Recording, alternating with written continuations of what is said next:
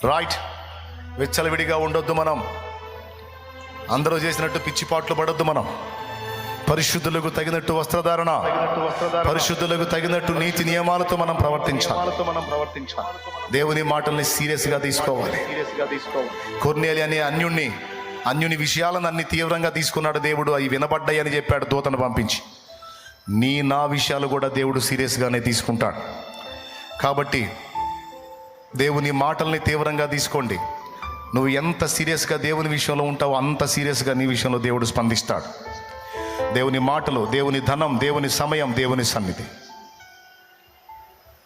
ఈ 4 విషయాల్లో కేర్ఫుల్గా ఉండండి. దేవుడు అన్యాయస్తుడు కాదు.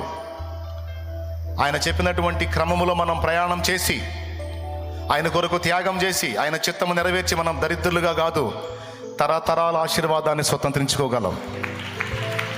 మనమే కాదు, మనకు పుట్టిన వారిని కూడా ఆయన ఆశీర్వదిస్తాడు. భక్తిపరుల పిల్లల్ని, దేవుని కొరకు ఫలించిన వారి సంతతిని కూడా నా తండ్రి ఆశీర్వదిస్తాడు. నీ బిడ్డలు ప్రయోజకులు అవుతారు. నీ ఇల్లు ఆశీర్వదించబడుతుంది. నీ ఇంట సమృద్ధి నివసిస్తుంది. నువ్వు అనేక మందికి పిడికిలి విప్పి ఇచ్చే స్థితి నీకు వస్తుంది. ఆ స్థాయిని దేవుడు నీకు ఇస్తాడు తప్పకుండా.